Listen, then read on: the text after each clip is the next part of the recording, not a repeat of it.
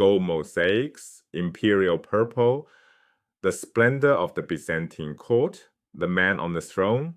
His family were Balkan soldiers, the woman beside him, draped in jewels. Her father trained bears for circus crowds. This couple would reshape law, architecture, and religion across an empire. The twist? They agreed on almost nothing. Not religion, not politics, not even how much sleep a person needs. Theodora loved luxury and rest. Justinian was an insomniac workaholic who wore plain clothes. She sympathized with religious dissenters. He persecuted them. She backed the Greens, one of Constantinople's political factions. He supported their rivals, the Blues. On paper, this partnership should have collapsed. Instead, it became one of history's most formidable. To understand why, we need to meet them separately first. Justinian's path to power began with his uncle, Justin I. By the 510s, Justinian was already the real power behind the throne. His origins? An Illyrian family from the Balkans, modern Croatia, soldiers, not aristocrats. He became the last Roman emperor whose native language was Latin, not Greek.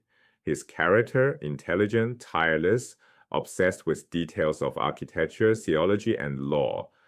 He reportedly almost never slept, spending nights reviewing building plans and church ceremonies. A micromanager on an imperial scale. Unlike predecessors who wrapped themselves in divine splendor, Justinian dressed simply. He was approachable, accessible, but don't mistake simplicity for softness.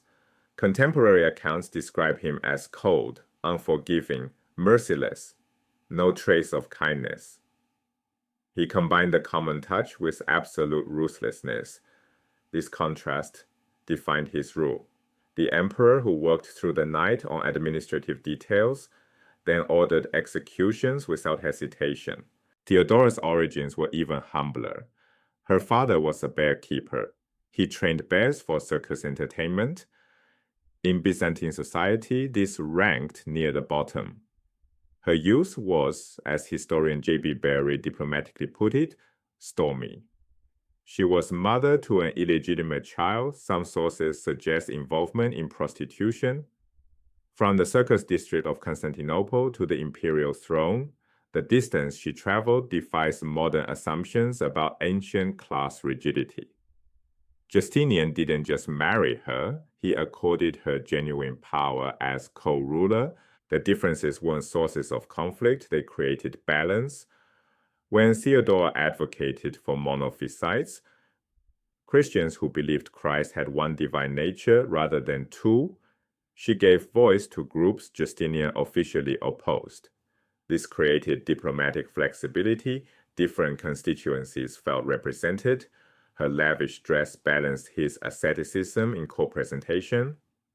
The empire got both the accessible, hard-working administrator and the magnificent imperial presence that Byzantine ceremony demanded.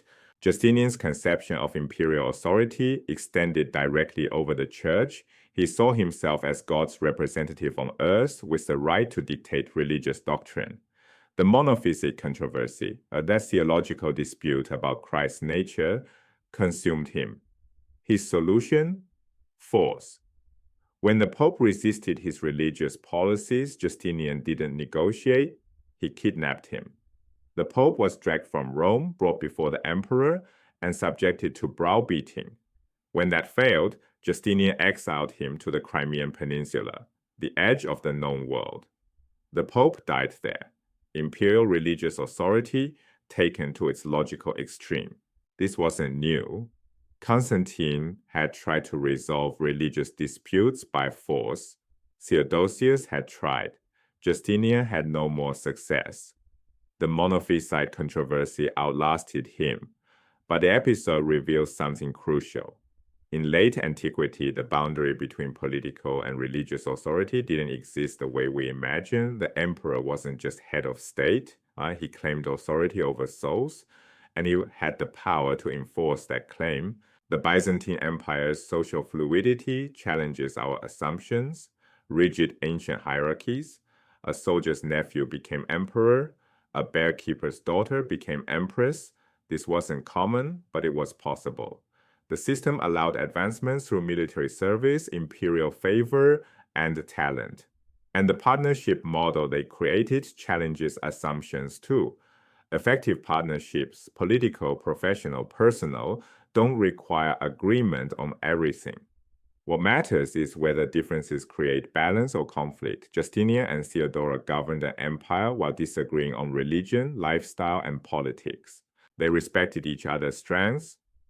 She brought connections to communities he alienated. He brought administrative obsessions she lacked. Her glamour complemented his austerity. His tireless work ethic balanced her love of comfort. Neither tried to make the other into a copy of themselves. The mosaics at Ravenna still show them side by side.